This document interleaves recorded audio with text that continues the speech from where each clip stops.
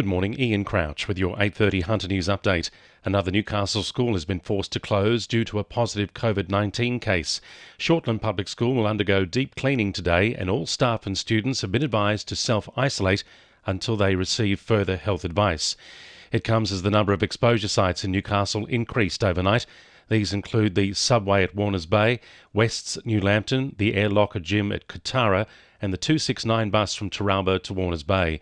Meanwhile, the drive-through testing clinic at the University of Newcastle will be closed to the public today to allow up to 800 university students to be tested. It will reopen to the public tomorrow. A Maitland council will put forward a motion to council tonight urging local government to do more to provide residents with the AstraZeneca vaccine. Under the proposal, local community centres will be available to be booked for free by GPs to be used for mass vaccinations against COVID-19. Councillor Mitchell Griffin says the motion will allow residents to be vaccinated sooner, reducing the risk of community transmissions. We have 84,000 people in Maitland, and a lot of them are based out there in the community in areas like Thornton and Rutherford.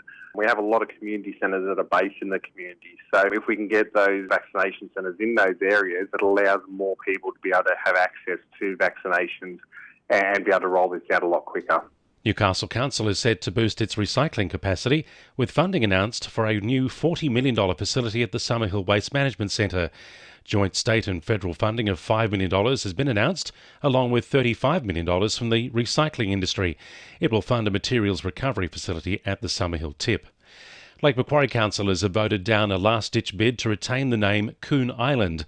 Liberal councillor Jason Pauling and Independents Colin Grigg and John Gilbert lodged a rescission motion after council voted to change Coon Island to Parita Island and Coon Island Point to Miners Point. They argued a community survey showed the majority of residents did not want the name changed. However, the motion was defeated at last night's meeting. The value of volunteering across the state and in the Hunter has been revealed today in the first ever New South Wales State of Volunteering report. The report shows, despite the impact of COVID-19, more than 4.9 million adults volunteered in some capacity in 2020. Centre for Volunteering CEO Gemma Reigate says a growing number of these volunteers are young people. We've actually seen a growth in younger people volunteering. We do have quite a lot of volunteers across all age groups. In fact, 4.9 million people volunteer in New South Wales each year. But young people have really stepped up and helped out over the last 12 months. Work is underway on critical maintenance along the Hunter Valley rail line. The work looks to improve safety for rail freight using the line. Buses are replacing trains between Maitland and Scone until 8:30 on Thursday night.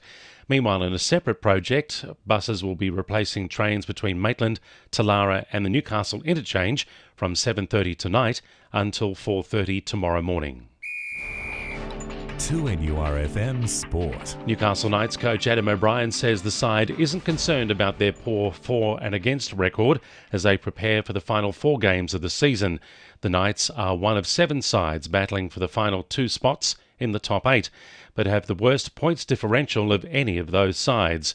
Meanwhile, the Knights' NRLW inaugural season faces uncertainty, with the launch delayed indefinitely due to COVID-19 concerns.